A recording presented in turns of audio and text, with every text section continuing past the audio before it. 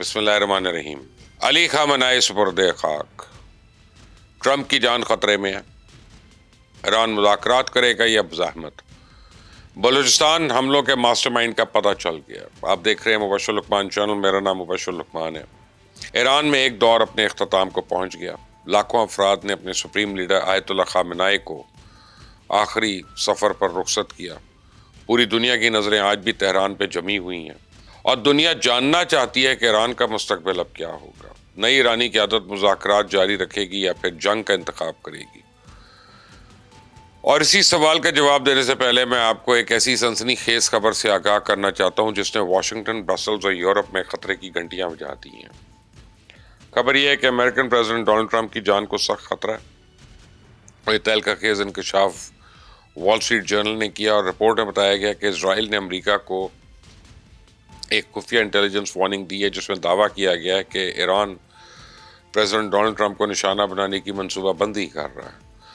تو رپورٹ کے مطابق انٹیلیجنس انفارمیشن ملنے کے بعد پریزیڈنٹ ٹرمپ کو خصوصی سیکیورٹی بریفنگ دی گئی ہے اور یہی وجہ تھی کہ انقرہ میں نیٹو سمٹ کے موقع پہ پریزیڈنٹ ٹرمپ نے خود کھل کر اعتراف کیا کہ وہ ایران کی ہٹ لسٹ پر ہے.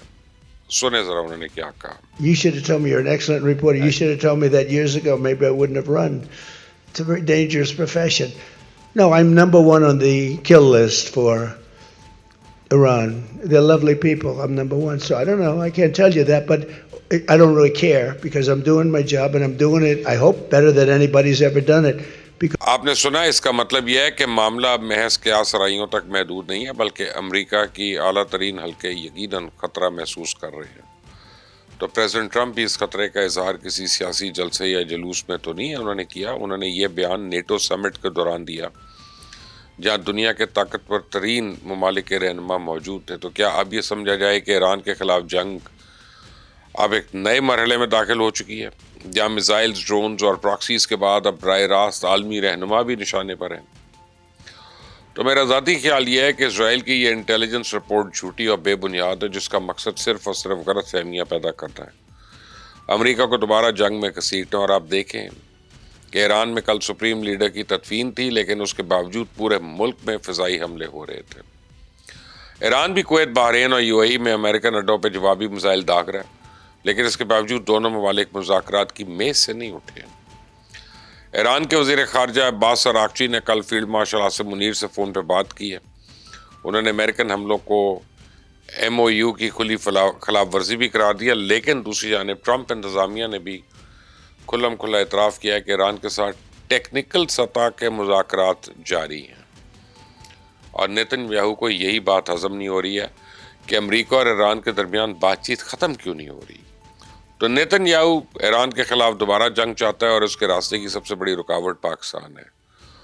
اور اس شیطان نے، اس ابلیس نے پاکستان کو دباؤ میں لانے کے لیے انڈیا اور افغان طالبان کے ساتھ مل کر بلوچستان میں دہشت گردی کے شیطانی منصوبے کو نئے سرے سے منظم کرنا شروع کر دیا. اب بی ایل اے کے کارندے جتھے بنا کر آبادیوں اور چیک پوسٹوں پہ حملہ کر رہے ہیں، دن دہاڑے بینک نظر آتش کر رہے ہیں، سرکاری اہلکاروں سے بھتے وصول کر رہے ہیں.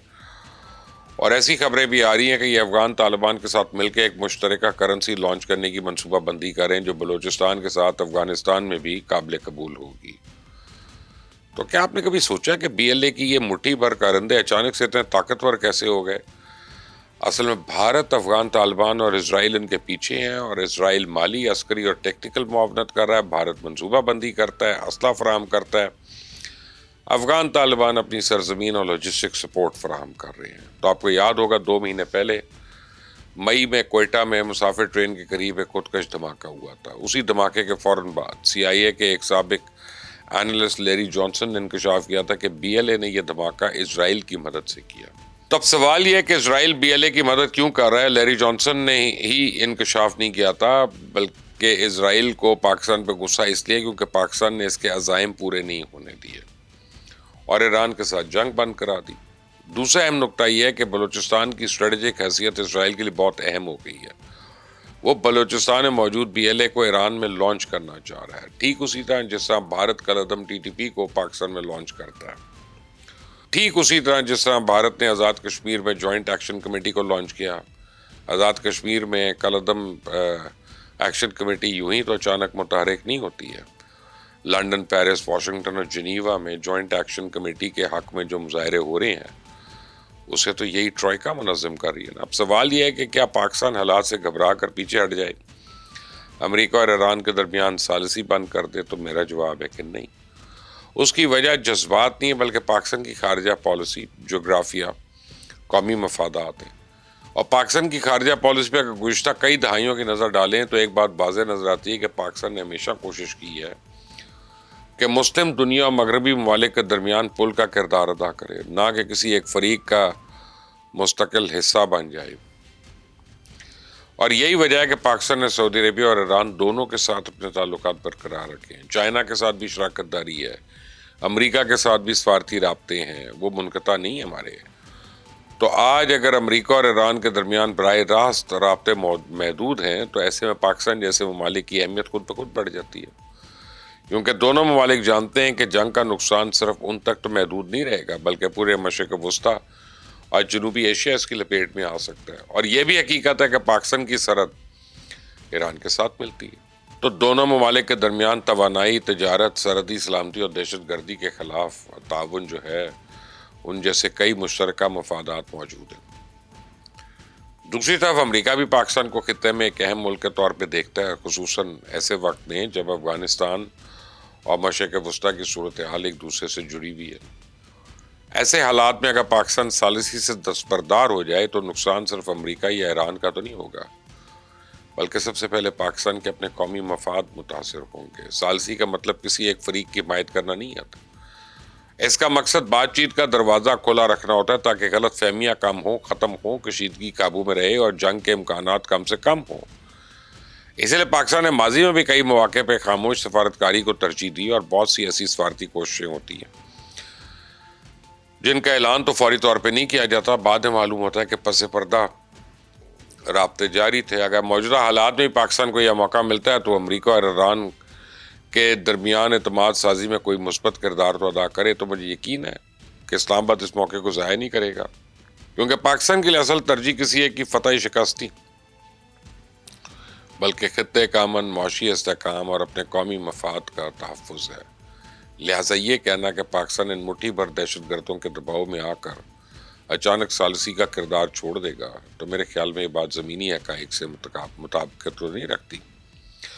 جب تک دونوں ممالک کسی نہ کسی سطح پہ بات چیت کے لیے تیار رہیں گے، پاکستان کے لیے بھی یہ کردار اہم رہے گا، کیونکہ خارجہ پالیسی میں مستقل دوست یا دشمن تو نہیں ہوتے بلکہ مستقل قومی مفاد ہوتے ہیں، اور پاکستان کا مستقل قومی مفاد یہی ہے کہ امریکہ اور ایران کے درمیان اختلافات جنگ میں تبدیل نہ ہوں بلکہ مذاکرات کی میز پہ حل کیے جائیں۔ تو ایک بات واضح ہے کہ پاکستان کے لیے ثالثی صرف سفارتی خدمات نہیں بلکہ ایک اسٹریٹجک ضرورت بھی ہے، اس لیے پاکستان تو کبھی پیچھے نہیں ہٹے گا۔ تو آگے کیا ہوتا ہے یہ ایک بڑا اہم سوال ہے۔ آزاد کشمیر میں کیا ہوگا، بلوچستان میں کیا ہوگا، آگے چل کے اس کے اوپر بھی ذکر کروں گا۔ اس چینل کو سبسکرائب کریں، بیل آئیکن کو پریس کریں۔ اللہ حافظ۔